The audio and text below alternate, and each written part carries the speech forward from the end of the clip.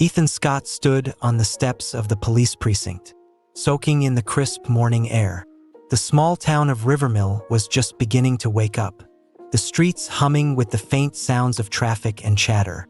Ethan, a decorated police officer with over 15 years of service, was used to the calm before the storm. At his side sat Shadow, a jet-black German shepherd with eyes as sharp as a razor. The retired K9 was more than a partner, he was family. Shadow had been by Ethan's side for years, through countless arrests, close calls, and late-night patrols. Now, the dog enjoyed his retirement, living with Ethan and his 8-year-old daughter, Lucy. "Ready for another day, boy," Ethan said, patting Shadow on the head. Shadow barked softly in response, his tail wagging. Life in Rivermill wasn't glamorous, but it was steady. Ethan prided himself on serving the community, earning the respect of his colleagues and neighbors alike. Yet, as he stepped into the precinct that morning, he couldn't shake the strange sense that something was off. The day began like any other until a call came through on the radio. A warehouse on the edge of town had gone up in flames, and initial reports suggested foul play. Ethan grabbed his gear and headed out with his team, Shadow by his side. When they arrived, the scene was chaos. Smoke billowed into the sky, and flames licked the edges of the metal structure. Firefighters battled the blaze, while officers cordoned off the area, pushing back concerned onlookers. Ethan scanned the crowd, his instincts kicking in. Something about the way the fire had spread seemed unnatural. Shadow sniffed the air, his ears perking up as he caught an unfamiliar scent. "What do you think, boy?" Ethan murmured. Shadow let out a low growl, his nose pointing toward the back of the warehouse. Ethan followed Shadow's lead, weaving through the wreckage. It wasn't long before Shadow stopped, pawing at a spot near a pile of debris. Ethan crouched down and uncovered a partially burned gasoline canister. "Looks like someone wanted this place gone," Ethan said, pulling out his phone to take a photo.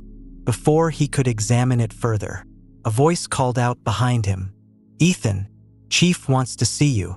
Back at the precinct, Ethan was ushered into the chief's office. Chief Walters, a stern but fair man, sat behind his desk, his expression unreadable. Beside him stood Captain Brooks, Ethan's longtime mentor. "Have a seat," Walters said, Ethan Saturday glancing between the two men. "What's going on?" Walters sighed heavily. "Ethan, we've received some troubling evidence. It implicates you in the warehouse fire." Ethan froze. "What? That's impossible." Brooks crossed his arms, his tone colder than Ethan had ever heard. "Your fingerprints were found on the gas canister, and there's surveillance footage of someone matching your description entering the warehouse before the fire started." "That's ridiculous," Ethan said, his voice rising. "I was at home with Lucy and Shadow last night. You know me, Brooks. I would never." "Calm down," Walters interrupted. "We're just following protocol, but the evidence is damning. Ethan, until this is sorted, I have no choice but to place you on suspension." Ethan's heart pounded as Walters slid a file across the desk. Inside were photos of the gas canister, the burned warehouse, and blurry security footage. The figure in the footage was wearing a hoodie, their face obscured, but the resemblance was close enough to cast doubt. "This is a mistake," Ethan insisted. "You're being set up." "I hope you're right," Walters said, though his tone lacked conviction. "But until we can prove otherwise, you'll need to hand over your badge and gun." Ethan's world came crashing down as he placed his badge on the desk. Shadow let out a soft whine, sensing his partner's distress. Word of Ethan's suspension spread quickly. Neighbors who once waved at him now whispered behind closed doors. Colleagues avoided eye contact, and the local news painted him as a disgraced officer. The hardest blow came when Child Protective Services intervened, claiming the investigation posed a risk to Lucy's safety. They temporarily placed her with a relative. Watching his daughter cry as she was taken away nearly broke Ethan. Through it all, Shadow remained by his side, a constant source of comfort. The dog seemed to understand Ethan's pain, resting his head on Ethan's lap during sleepless nights. But as the days dragged on, despair gave way to determination. Ethan couldn't sit by and let his life unravel. He had to fight back. For himself, for Lucy, and for the truth. One evening, as Ethan sat on his porch, Shadow suddenly perked up. The dog trotted toward the mailbox, sniffing at an envelope that had been shoved through the slot. Curious, Ethan opened it. Inside was a flash drive and a note that read, "Not everything is as it seems. Trust your instincts." Ethan plugged the drive into his laptop and found a single file. Grainy audio of a conversation between two men. "Make sure the evidence points to Scott." One voice said, "We can't afford for him to start asking questions." Ethan's hands trembled as he played the clip again. The voices were unfamiliar, but the implication was clear. He had been framed. Shadow barked, his tail wagging as if to say, "We've got them now." Ethan looked at his loyal companion, his resolve hardening. "You're right, boy. We're not giving up." The fight to clear his name had begun. The air in Ethan's home was heavy, thick with silence. The house once filled with Lucy's laughter now felt empty, haunted by the echoes of her absence. Ethan sat at the kitchen table, the flash drive plugged into his laptop. The audio file played on repeat, its cryptic message gnawing at him. "Make sure the evidence points to Scott. We can't afford for him to start asking questions." Shadow lay at Ethan's feet, his watchful eyes following every movement. The loyal dog seemed to sense Ethan's turmoil, occasionally nudging his leg as if to remind him he wasn't alone. Ethan sighed and leaned back in his chair. "If they've gone this far to set me up, what else are they hiding?" he muttered to himself. His thoughts were interrupted by a knock at the door. Shadow bolted upright, his ears perked and nose twitching. Ethan cautiously approached, peering through the peephole. On the porch stood a woman in her mid-30s, with sharp features and a determined expression. She held a notebook and a recorder in one hand, and her other hand rested on her hip. "Ethan Scott?" she asked when he opened the door. "Who's asking?" Ethan replied warily. "Clara Hayes," she said, flipping open her notebook. "I'm a journalist with the Rivermill Gazette." Ethan hesitated but stepped aside, allowing Clara into the house. Shadow stayed close to his side, eyeing the visitor cautiously. "I'm here because your case doesn't add up," Clara began, taking a seat at the table. "The evidence against you is too clean, too convenient. Someone wants you out of the picture, and I want to know why." Ethan folded his arms. "And why should I trust you?" "Because I've been investigating Landco for months," Clara said, her voice firm. "Everywhere they go, suspicious fires follow. And now, you're their scapegoat. You're not the first, but if we play this right, you could be the last." Ethan exchanged a glance with Shadow, who tilted his head as if assessing Clara's intentions. After a long pause, Ethan relented. "What do you know?" Clara placed a folder on the table and spread out several documents. "Landco has been targeting properties across the state, particularly ones they can acquire cheaply after a fire or other disaster. The warehouse fire? That property was in escrow with Landco the week before it burned down." Ethan's eyes widened. "You're saying they burned it on purpose?" Clara nodded. "And they needed someone to take the fall, someone with enough of a profile to keep people from digging too deep. That's where you come in." As Clara explained her findings, Shadow began pacing the room, his nose working overtime. He stopped at Ethan's backpack, which sat on the floor near the door, nudging it open with his snout. He pawed at the contents until he pulled out a crumpled piece of paper. "What V you got there, boy?" Ethan asked, crouching beside the dog. Shadow had unearthed the photo Ethan had taken of the gas canister at the warehouse. Clara leaned over his shoulder to get a better look. "That logo," Clara said, pointing to the faint marking on the canister. "That's Landco's supplier. They're the only company in the area that uses those specific containers." Ethan's mind raced.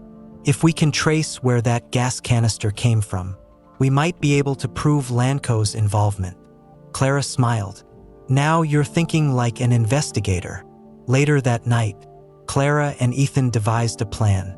The supplier's warehouse was located just outside of town, and Clara had contacts who could help them gain access to their shipment records. But it wasn't going to be easy. Under the cover of darkness, they parked a few blocks away from the supplier's facility. Shadow hopped out of the car, his sharp eyes scanning the area. This place probably has cameras, Clara whispered, adjusting her backpack. We'll have to be quick. Ethan nodded, leading Shadow toward the fence that surrounded the warehouse. They found a section partially obscured by overgrown bushes and climbed over it, with Shadow nimbly following. Inside, the warehouse was eerily quiet. Rows of metal shelves stretched into the darkness, stacked with barrels, boxes, and gas canisters identical to the one Ethan had photographed. We need the shipping logs, Clara said, pulling out a small flashlight. If we can prove this came from here, we'll have a solid lead. Shadow sniffed the air and suddenly barked, pulling Ethan toward a nearby office. The door was slightly ajar, and the faint glow of a computer screen illuminated the room. You've got good instincts, buddy, Ethan whispered, patting Shadow on the head. Clara quickly accessed the computer, navigating through files until she found the shipping records. She copied them onto a flash drive, her hands trembling with adrenaline. Just as they were about to leave, the sound of footsteps echoed through the warehouse. Shadow growled lowly, his body tense. Someone's coming, Ethan whispered, pulling Clara behind a stack of crates. A security guard entered, shining his flashlight across the room. Hello? Is someone there? He called out. Shadow remained perfectly still, his sharp eyes tracking the guard's every movement. Ethan held his breath, praying the dog wouldn't bark. The guard lingered for what felt like an eternity before finally turning and exiting the warehouse. Clara let out a sigh of relief. Let's get out of here. They retraced their steps, climbing back over the fence and into the safety of Clara's car. As they sped away, Ethan glanced at Shadow, who was panting softly in the back seat. You just saved our skins. Boy, Ethan said, scratching behind the dog's ears. Shadow wagged his tail, clearly pleased with himself. Back at Clara's makeshift office, they reviewed the shipping records. One entry stood out: a delivery of gas canisters to a property owned by Lanco, dated just days before the warehouse fire. This is it, Clara said, her eyes gleaming. This ties them to the fire. Ethan nodded, but his expression remained serious. It's a start, but if Lanco is willing to frame me, they'll do worse to keep their operation running. We're going to need more than this. Clara leaned back in her chair, studying him. You're not just trying to clear your name, are you? No, Ethan said, glancing at Shadow. I'm trying to stop them for Lucy, for this town, and for everyone they've hurt. Shadow barked softly, as if to echo Ethan's determination. The fight was far from over, but they were one step closer to uncovering the truth. The early morning light crept through the blinds of Clara's office as Ethan leaned over a map spread across the desk. Shadow sat beside him, his ears twitching at every faint noise. Clara sipped on her third cup of coffee, the dark circles under her eyes a testament to their long night. The records show that Lanco has been quietly purchasing properties across Rivermill, Clara said, pointing to the map. Most of these places burned down under suspicious circumstances. The warehouse was just one of many. Ethan nodded, his jaw clenched. And they've been using me as their scapegoat to keep people from looking too closely. But why? Clara asked. Why you specifically? Ethan hesitated. Because I started asking questions. Before the warehouse fire, I was investigating reports of shady land deals. I didn't realize it was tied to Lanco until now. Shadow let out a low growl, drawing their attention. His sharp eyes were fixed on the door. What is it, boy? Ethan asked, instinctively reaching for the pistol tucked in his waistband. Before Clara could respond, The sound of tires screeching to a halt outside sent a chill down their spines. A black SUV idled in front of the building. Moments later, the door burst open, and a group of men in tactical gear stormed in. "Get down!" one of them barked, pointing a weapon at Ethan and Clara. Shadow snarled, placing himself between Ethan and the intruders. Ethan raised his hands, his mind racing. These weren't local police, they were working for Lanco. "You've been digging where you don't belong." One of the men sneered, stepping forward. "Give us the files, and maybe we'll let you walk out of here." Clara clutched her laptop, her fingers trembling. "You're not getting anything." Ethan's eyes darted around the room, searching for a way out. "Shadow, stay," he whispered, keeping his tone steady. One of the men reached for Clara's laptop, but Shadow reacted instantly. With a ferocious snarl, the dog lunged, knocking the man to the ground. The sudden chaos gave Ethan the opening he needed. He grabbed a chair and swung it at the nearest attacker. Disarming him, Clara bolted for the back door, clutching the laptop as gunfire erupted. "Shadow, come!" Ethan shouted, and the dog followed, weaving through the chaos. They fled into the alley behind the building, the sound of footsteps and shouting echoing behind them. Clara led the way, her breath ragged as she clutched the laptop to her chest. "There's a safe house a few blocks from here," she panted. "We can regroup there."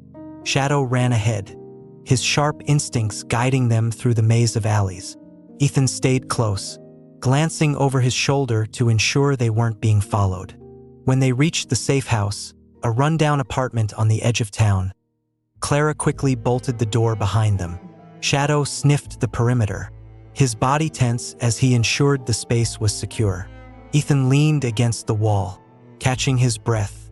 "That was too close," he said.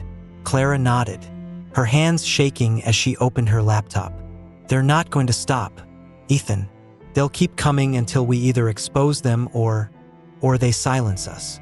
As the adrenaline began to fade, Clara accessed the files they had stolen from the supplier's warehouse. Among the shipping records was a hidden folder labeled Project Phoenix. Clara's eyes widened as she clicked it open. This is huge," she murmured. The folder contained emails, financial transactions, and blueprints detailing Lanco's plan to burn down key properties in Rivermill to clear the way for a massive redevelopment project.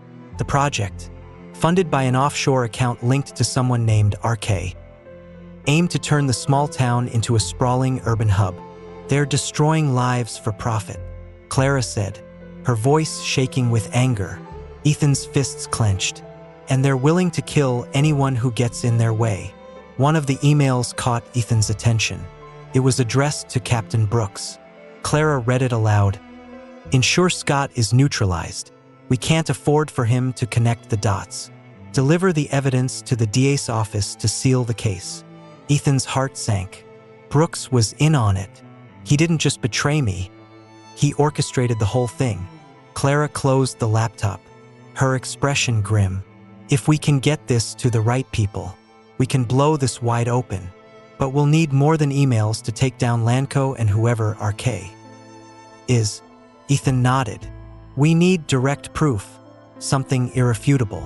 As they strategized their next move, Shadow began sniffing around the safe house. He stopped at a stack of crates in the corner, pawing at something wedged between them. Ethan crouched down and pulled out a small, charred notebook. Inside were handwritten notes and sketches, plans for the warehouse fire. The pages were signed with the initials RK. "This is it," Ethan said, holding up the notebook. "This ties everything together." Clara frowned. "But it's not enough. We need a witness, someone who can testify against them." Ethan's jaw tightened. "Brooks, he knows everything." Clara hesitated. "Do you think he'll talk?"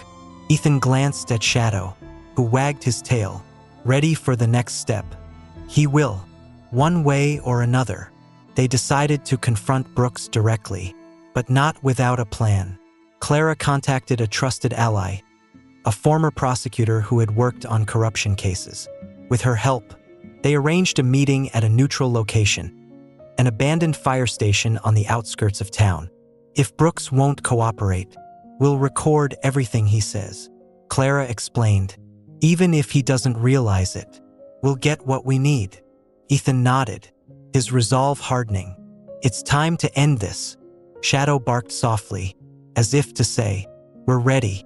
The abandoned fire station stood like a ghost from another era. Its cracked walls and faded insignia a reminder of Rivermill's once thriving community. Now, it was silent, save for the faint creak of rusted metal swaying in the breeze. Ethan, Clara, and Shadow arrived just as the sun began to set, casting long shadows across the empty lot. Clara had set up recording equipment hidden in the corners of the room. They needed every word Captain Brooks said to ensure their case would hold water. Brooks is smart, Clara said, adjusting the camera's angle. He'll sense something's off if we push too hard. Let him think he's still in control. Ethan checked the pistol tucked into his belt, his expression grim. Shadow and I will handle him if things go south. Shadow sat beside him, his sharp eyes scanning the room as though he understood the gravity of the situation. Brooks arrived shortly after, stepping out of a sleek black sedan. He was dressed in civilian clothes, but his commanding presence was unmistakable. He paused for a moment, scanning the area before entering the fire station. Ethan stepped forward as Brooks entered, his fists clenched at his sides. Shadow growled softly, his body tense. You've got guts calling me here, Brooks said, his voice low and measured. What do you want? Scott. I want the truth, Ethan replied. About Landco, the fires, and why you framed me. Brooks smirked, though his eyes betrayed a flicker of unease. You're in over your head, Scott. Walk away now, and maybe I'll forget this little stunt. Ethan took a step closer, his voice steady. I'm not walking away, not until you tell me who RK is and why you've been helping him destroy this town. Brooks's smirk vanished. You don't know what you're dealing with, he said. RK isn't just some businessman. He's got connections, political, legal, you name it. Taking him down isn't just dangerous. It's suicide. The air grew thick with tension as the two men stared each other down. Shadow remained perfectly still, his sharp eyes locked on Brooks. Clara, hidden in a nearby room, watched the scene unfold on her laptop. She adjusted the microphone's sensitivity, ensuring every word was captured. Is that why you betrayed me? Ethan asked, his voice rising. Because you were afraid? Or was it the money? Brooks's jaw tightened. You don't understand, Scott. They gave me no choice. Either I played along, or I ended up like the others. What others? Ethan pressed. Brooks hesitated, glancing around as if searching for unseen eyes. The ones who tried to stop them, people who asked too many questions. Just like you. Before Ethan could respond, Shadow let out a low growl, his ears flicking toward the doorway. Ethan followed his gaze, his hand moving instinctively to his pistol. Someone's here. Clara's voice crackled over the earpiece. At that moment, the sound of heavy footsteps echoed through the fire station. A group of men in tactical gear burst in, their weapons drawn. Brooks stepped back, his hands raised. I didn't call them, he said quickly, his eyes darting to Ethan. This wasn't me. Ethan didn't have time to argue. Shadow, stay close, he shouted, taking cover behind a metal beam. The attackers fanned out, their flashlights slicing through the dim light. One of them spotted Clara's equipment and shouted, They're recording this. Take it all down. Clara scrambled to grab her laptop, narrowly avoiding a bullet that shattered the chair beside her. Ethan returned fire, forcing the attackers to take cover. Shadow darted through the chaos, his powerful frame a blur as he tackled one of the men to the ground. The attacker yelled in pain, his weapon clattering to the floor. Good boy, Ethan shouted, his heart pounding as he moved to secure the weapon. Amid the chaos, Brooks found himself cornered. One of the attackers approached him, his weapon trained on the former captain. Orders are to take you in. 2. The man said coldly. RK doesn't trust loose ends. Brooks's face paled. You don't have to do this, he stammered. The attacker raised his gun, but before he could fire, Ethan intervened, tackling him to the ground. You're not taking anyone, Ethan growled, wrestling the weapon away. Brooks stared at Ethan, a mix of disbelief and gratitude on his face. Why would you save me? Because you're going to help me take RK down, Ethan replied, with Clara's equipment in hand and the attackers subdued.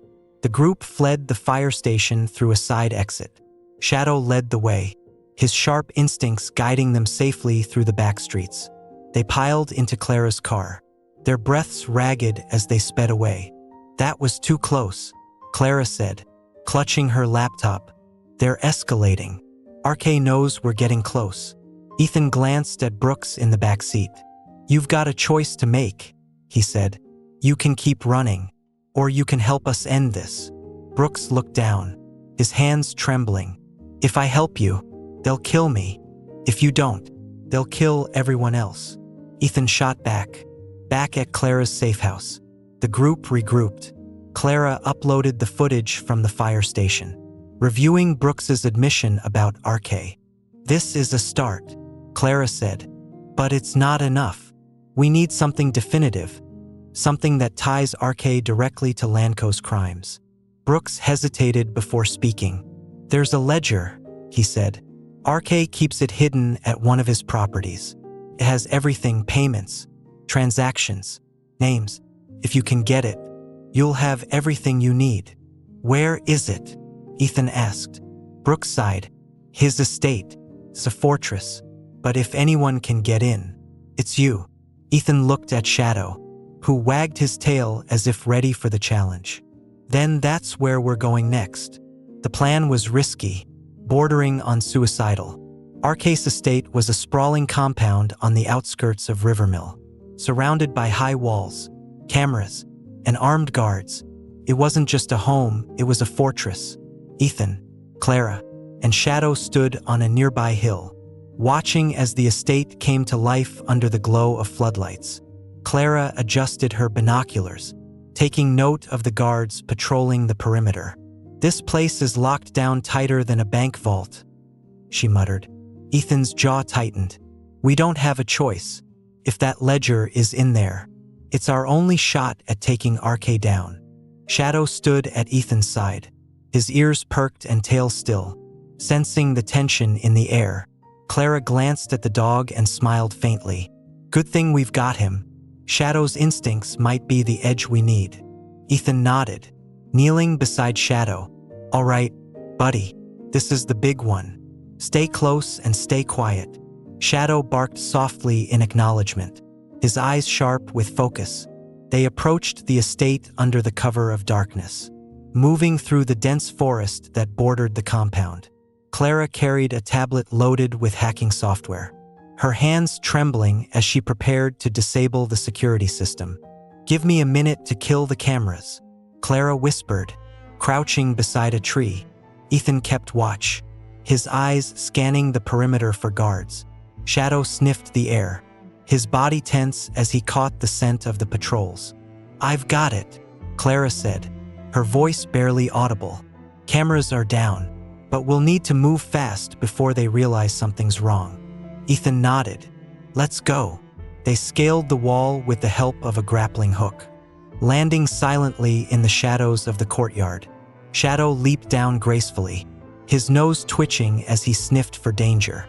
The estate was eerily quiet, save for the faint hum of electricity and the occasional murmur of guards. Ethan led the way, following the blueprint Brooks had sketched for them. As they approached the main building, a pair of guards rounded the corner, their flashlights cutting through the darkness. Ethan froze, signaling for Clara and Shadow to stay back. Shadow crouched low, his eyes locked on the guards. Ethan whispered, "Shadow, go." The dog darted forward, moving silently through the shadows. He circled behind the guards, barking sharply to draw their attention. "What the?" one of the guards muttered, turning toward the noise. Ethan seized the opportunity, stepping out of the shadows and knocking the first guard unconscious with a swift strike. Shadow lunged at the second, pinning him to the ground with a fierce growl. "Good boy," Ethan said, patting Shadow's side before tying the guard's hands with zip ties. The interior of the estate was as opulent as it was intimidating. Marble floors, gilded furniture, and towering windows created an air of untouchable wealth. But Ethan wasn't here to admire the decor. Clara tapped Ethan on the shoulder, pointing to a door at the end of the hall. "Brooks said the ledger would be in our case office. That should be it." They moved cautiously, their footsteps muffled by the thick carpet. Shadow sniffed the air, his body tense as they approached the door. "Wait," Clara whispered, pulling Ethan back. She pointed to a faint red light near the doorframe. "Laser alarm. If we trip that, we're done." Ethan frowned. "Can you disable it?" Clara nodded, pulling out a small device from her bag. "Give me 30 seconds." As Clara worked, Shadow began pacing, his nose pressed to the ground. He stopped suddenly, growling at a vent near the floor. "What is it, boy?" Ethan asked, crouching beside him. Shadow sniffed again, then barked softly, his tail wagging. Ethan peered into the vent and spotted a small wire connected to a hidden camera. "They've got backup surveillance," Ethan muttered. "Good catch, Shadow." Clara disabled the laser alarm just as Ethan cut the wire. They opened the door and slipped inside. Our case office was as imposing as the rest of the estate. A massive desk dominated the center of the room, flanked by floor-to-ceiling bookshelves. Clara immediately began searching the desk drawers while Ethan scanned the shelves. Shadow darted to a corner of the room, sniffing intently at a hidden panel in the wall. He barked twice, pawing at the panel. Ethan moved quickly, prying the panel open to reveal a safe. "Good work, boy," he said, scratching behind Shadow's ears. Clara joined him, pulling out her tablet. "Give me a second. I can crack this." The safe clicked open moments later, revealing stacks of documents, a hard drive, and a leather-bound ledger. Clara's eyes widened as she flipped through the pages. "This is it," she whispered. "It's all here: payments, names, transactions. This is enough to bury RK and Landco." Their victory was short-lived. Alarms suddenly blared throughout the estate, red lights flashing as the sound of rushing footsteps filled the halls. "They know we're here," Ethan said, grabbing the ledger and hard drive. "We need to move." Shadow led the way as they fled the office. Darting through the maze-like hallways, guards poured into the building, shouting orders and firing shots that echoed off the marble walls. Ethan returned fire, taking out 2 guards as they reached the courtyard. Clara clutched the ledger tightly, her breath ragged as she sprinted for the wall. Shadow barked, signaling danger ahead. A guard stepped into their path, raising his weapon. Without hesitation, Shadow lunged, knocking the man to the ground. "Let's go," Ethan shouted, helping Clara over the wall before climbing after her. Shadow leaped up effortlessly, landing beside them as they dropped to the other side. They raced back to the car, the sound of sirens and shouting fading into the distance as Clara floored the gas pedal. Shadow panted in the back seat, his tail wagging despite the chaos. Ethan glanced at Clara, who was frantically scanning the ledger. "How bad is it?" he asked. "It's worse than we thought," Clara replied, her voice shaking. "Our KS got people everywhere: politicians, cops, judges. This isn't just a local problem. It's national." Ethan's grip on the hard drive tightened. "Then we're going to need more than this. We'll need to take this public." Shadow barked in agreement, as if to say, "Let's finish this." The safe house Clara had arranged wasn't much. A dingy motel room on the outskirts of Rivermill, but it was enough. The room smelled of stale air and cigarette smoke, but the heavy curtains and lack of nosy neighbors made it the perfect place to lay low. Ethan sat at the edge of the bed, his elbows on his knees as he scanned the leather-bound ledger Clara had retrieved. Shadow lay at his feet, his sharp eyes flicking toward the window with every distant sound. Clara hunched over her laptop at the small desk, her fingers moving frantically across the keyboard. "This ledger is a gold mine," Clara said, her voice tinged with disbelief. "It doesn't just show the payments RK made to officials in Rivermill. There are names from 3 other states, judges, mayors, police chiefs. He's been buying influence everywhere." Ethan leaned forward, his jaw tightening. "And it all ties back to Landco?" "Every penny," Clara replied, pointing to a series of transactions in the ledger. "RK's been funneling money through shell companies to fund these fires and bribe anyone who gets in his way. But what's even worse?" She paused, her face pale. "He's planning more. A lot more." "What do you mean?" Clara clicked open a file on her laptop, showing a series of emails from the hard drive they'd taken. This email chain lists target properties for the next phase of his plan. Schools, apartment complexes, even a hospital. He's not just targeting vacant buildings anymore. He's escalating. Ethan's hands balled into fists.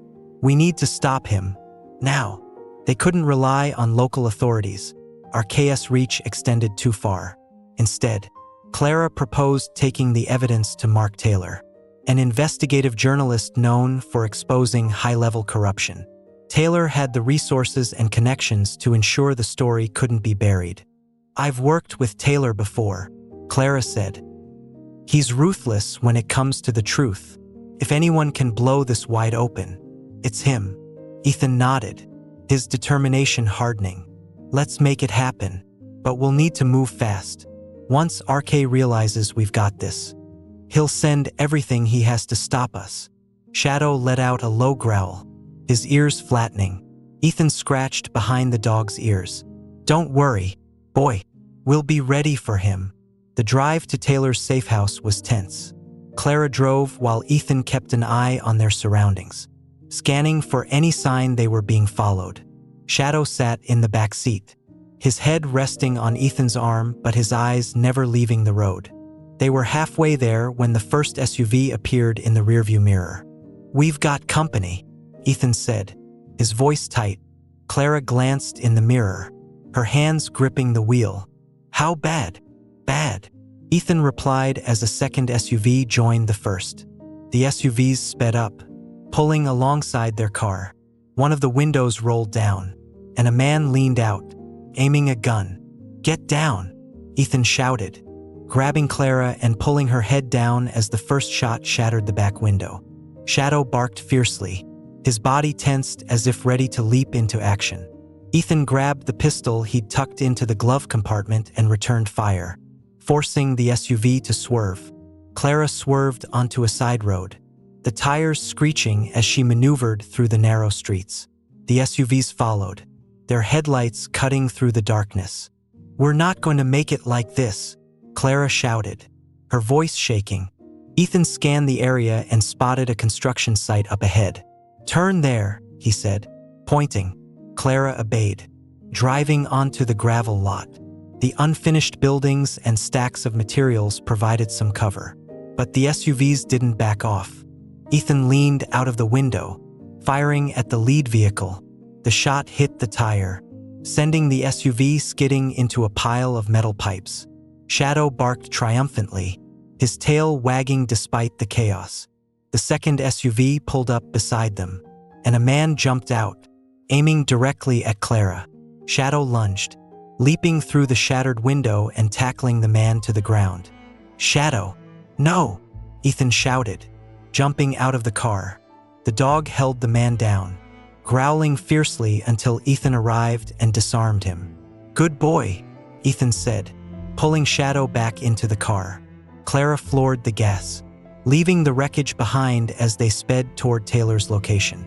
They arrived at Taylor's safe house just before dawn, exhausted but unharmed. Taylor, a wiry man in his 50s with sharp eyes and a no-nonsense demeanor, greeted them at the door. "You've stirred up quite the hornet's nest," Taylor said, ushering them inside. "Let me see what you've got." Clara handed him the hard drive and ledger. "It's all here: payments, emails, target properties." Enough to take down RK and Lanco for good. Taylor scanned the files, his expression growing darker with each passing moment. "This is massive," he said, "but it's also dangerous. If RK finds out we're going public, he'll do whatever it takes to silence us." Ethan nodded. "Then we need to act fast. Can you get this out to your contacts?" Taylor smiled grimly. "I've been waiting for a story like this my entire career. Give me 24 hours, and I'll have it on every major news outlet in the country." As Taylor got to work, Ethan sat on the floor beside Shadow, running a hand through the dog's fur. Shadow leaned into him, his tail wagging softly. "You've been amazing, boy," Ethan said quietly. "I don't know how we'd have gotten this far without you." Clara sat nearby, her laptop on her knees. "Shadow's not just a partner," she said, smiling. "He's a hero." Ethan chuckled. "Yeah, he is." For a brief moment, the weight of the past weeks lifted, replaced by a quiet sense of hope. They weren't out of the woods yet, but for the first time, victory felt within reach. That sense of hope was shattered when Clara's phone buzzed. She picked it up and read the text, her face draining of color. "What is it?" Ethan asked, standing. Clara handed him the phone.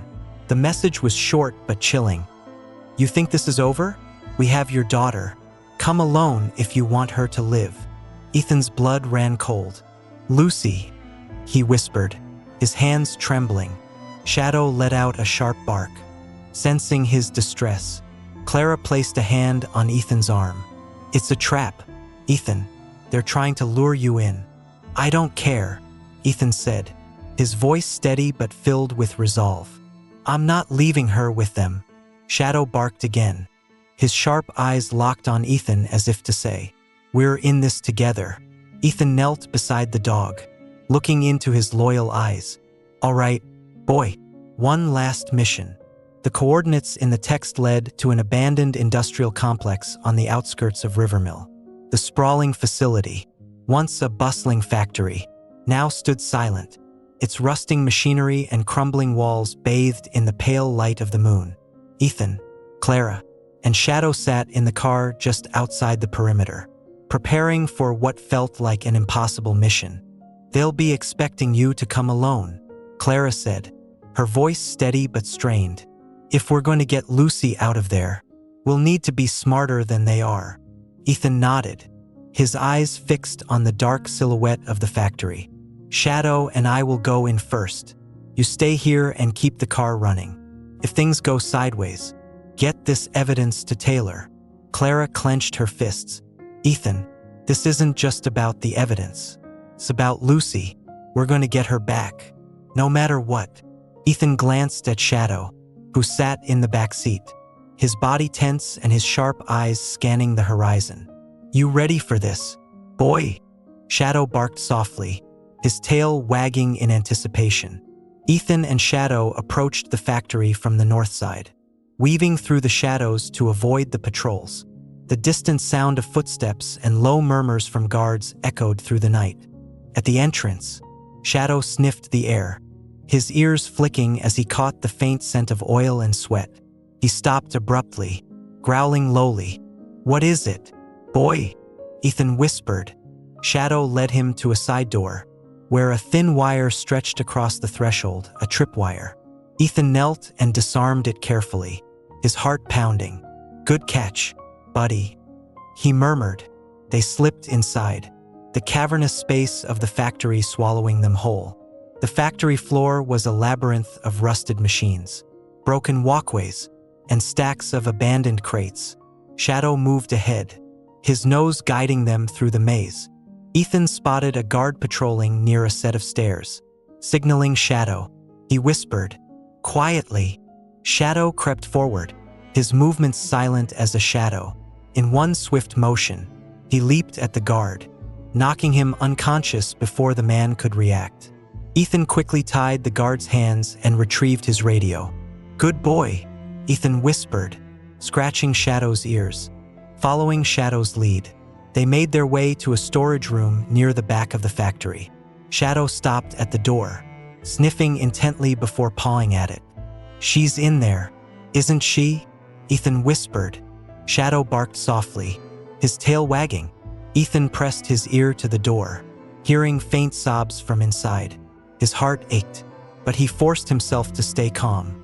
Slowly, he pushed the door open, revealing Lucy tied to a chair in the corner of the room. Her tear-streaked face lit up when she saw him. "Daddy!" she cried. "Lucy!" Ethan whispered, rushing to her side.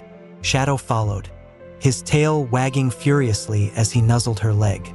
"I knew you'd come," Lucy said, her voice trembling. Ethan cut her restraints, pulling her into a tight hug. "I'll always come for you," he said, his voice thick with emotion. But their reunion was cut short by the sound of footsteps approaching. Ethan grabbed Lucy's hand and signaled Shadow to stay close as they slipped out of the room. They made it halfway down the hallway when the first shot rang out, hitting the wall just inches from Ethan's head. "Move!" Ethan shouted, pulling Lucy behind a stack of crates. Shadow barked fiercely, placing himself between Lucy and the attackers. The guards closed in, their shouts echoing through the factory. Ethan returned fire, taking out 2 of them, but more kept coming. "We're pinned down," Ethan muttered, his mind racing. He looked at Shadow, who wagged his tail as if he already had a plan. "All right, boy," Ethan whispered. "Go!" Shadow darted into the chaos, weaving between the guards with incredible speed. He lunged at one attacker, knocking him into a stack of crates, then turned and tackled another. The distraction gave Ethan the opening he needed to grab Lucy and make a run for it.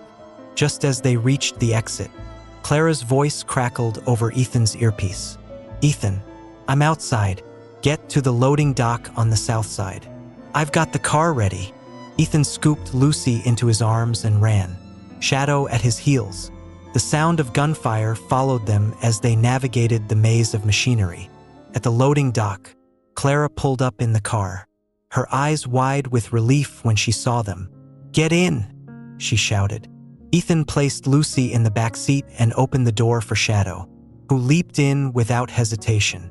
He climbed in last, slamming the door just as Clara floored the gas pedal. The guards weren't ready to let them go.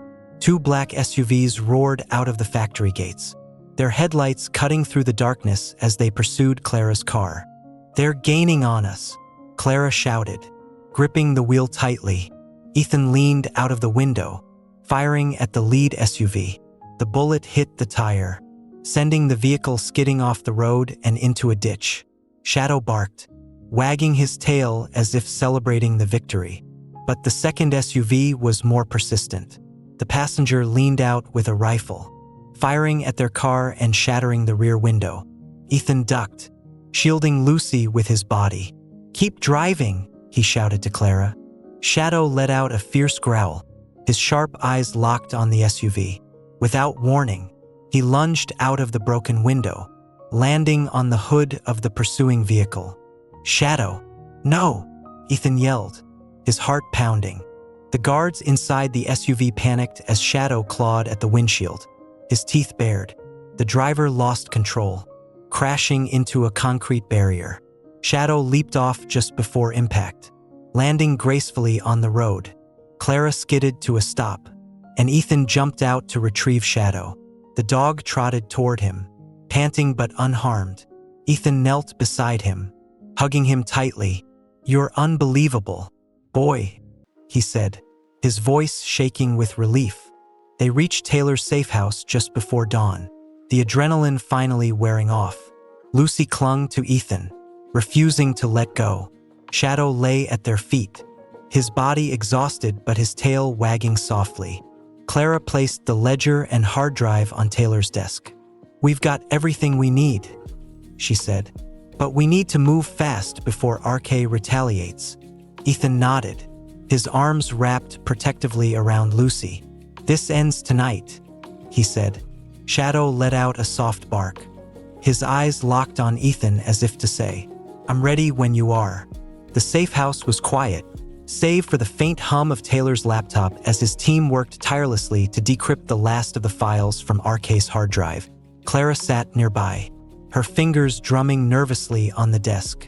Ethan stood at the window, staring out at the quiet street while Shadow rested at his feet, his sharp eyes scanning the room. Lucy, exhausted from the night's chaos, slept on the couch, her small frame curled under a blanket. "This is it," Taylor said, breaking the silence. His voice was steady but carried an edge of urgency. "The final piece of the puzzle." Ethan turned from the window. "What did you find?" Taylor tapped a series of documents on the screen. "It's all here: financial records, bribes, and a detailed list of every property RK has targeted or plans to target. But this," he pointed to an email chain, "this is the smoking gun." The email exchange detailed direct orders from RK to his operatives, instructing them to frame Ethan and escalate the fires to drive property values even lower. The emails were cold, calculated, and damning. "This proves everything," Clara said, leaning over Taylor's shoulder. "Not just the fires, but the conspiracy to frame you, Ethan." Ethan's jaw clenched. "Then we have what we need to take him down." Before they could celebrate, Clara's phone buzzed. She glanced at the screen and her face paled. "What is it?" Ethan asked. "It's RK," Clara said, showing him the text.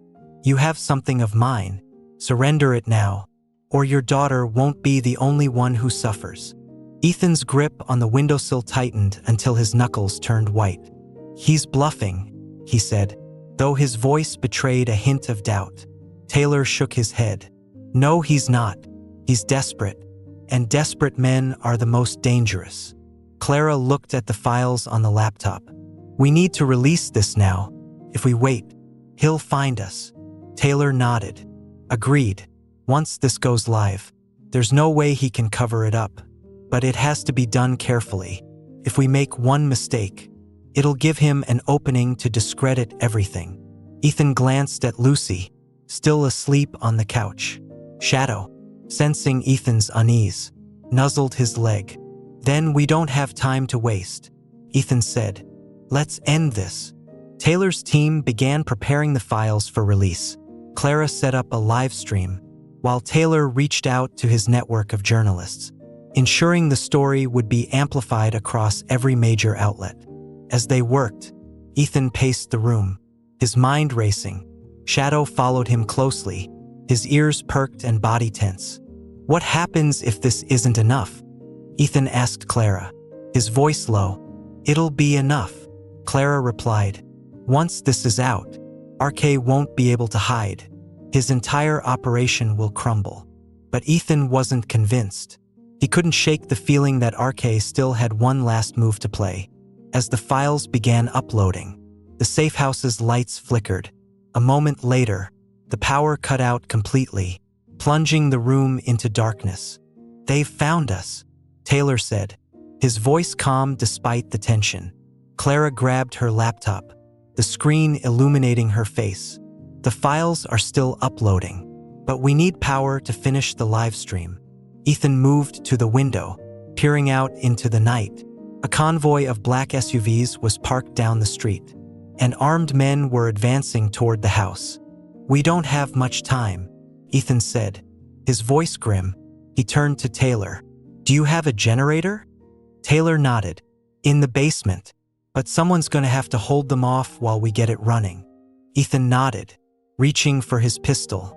"Shadow and I will buy you time," Shadow barked, his tail wagging as if to say, "Let's do this." Ethan and Shadow took positions near the front door, using overturned furniture for cover. The first wave of attackers breached the perimeter, their flashlights cutting through the darkness. "Hold your fire," one of them shouted. "We want them alive." Ethan smirked grimly. "Not happening," he muttered. As the first attacker stepped into the room, Shadow pounced, his powerful jaws clamping onto the man's arm. The attacker screamed, dropping his weapon as Ethan fired at the second man, forcing him to retreat. "Good boy," Ethan shouted as Shadow returned to his side. The attackers regrouped, their leader barking orders. "Move in. Take them out." Ethan fired another round, taking out 2 more men. But the sheer number of attackers was overwhelming.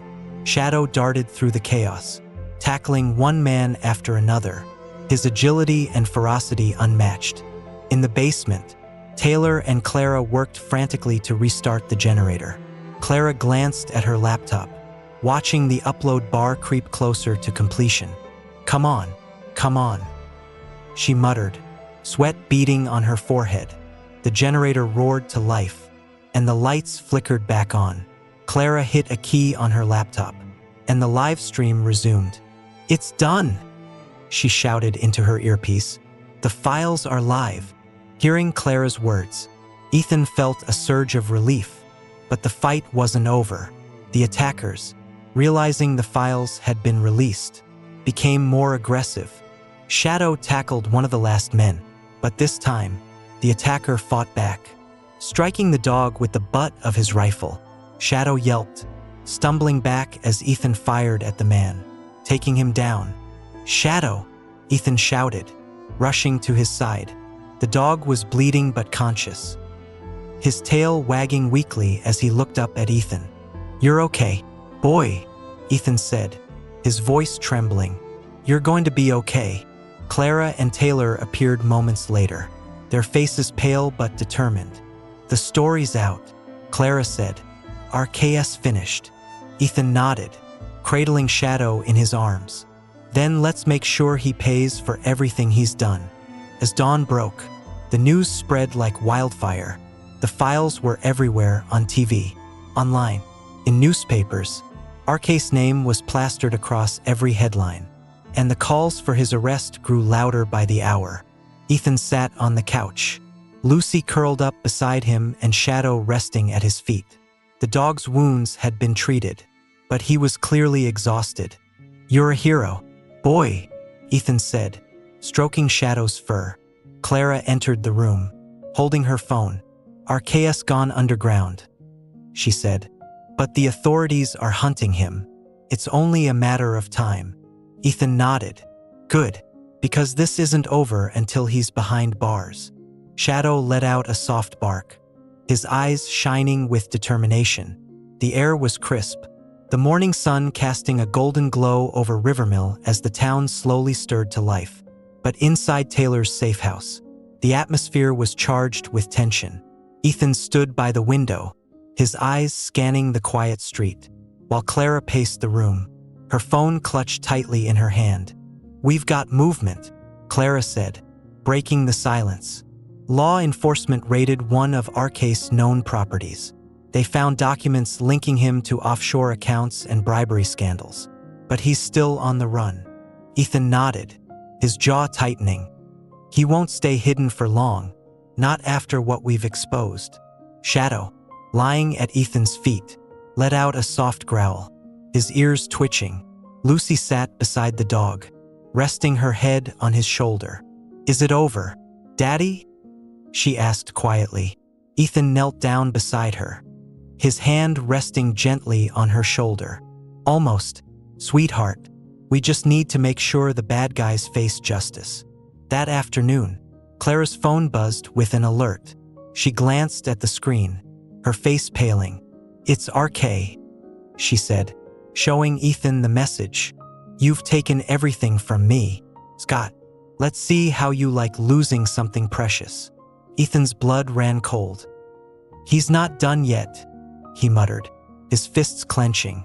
Taylor entered the room, holding his laptop. "I've been monitoring chatter from RK's people. He's still in the area, and he's planning something big. A last-ditch effort to silence you and everyone involved." Ethan exchanged a glance with Clara. "Do we have a location?" Taylor nodded. "An old airstrip on the edge of town. Looks like he's planning to flee, but not before sending a message." Ethan stood, his expression hard as steel. "Then we end this. Now." The abandoned airstrip was a desolate expanse of cracked asphalt and overgrown weeds. Private jet sat at the far end, its engines idling as armed men loaded crates into the cargo hold. Ethan, Clara, and Shadow crouched behind a row of rusted fuel barrels, surveying the scene. "That's RK," Clara whispered, pointing to a tall man in an expensive suit standing near the jet. He was barking orders at his men, his movements sharp and agitated. Ethan's grip tightened on his pistol. "This ends here," he said, his voice low. Shadow let out a quiet bark, his body tense and ready. They moved quickly and silently, using the barrels and debris for cover. Clara stayed back with a camera, ready to capture everything as evidence. Ethan and Shadow advanced toward the jet, their every step deliberate. When they were within range, Ethan shouted, "RK, it's over. Drop everything and surrender." RK turned, his face twisting into a sneer. "Scott," he said, his voice dripping with disdain, "I was hoping you'd show up.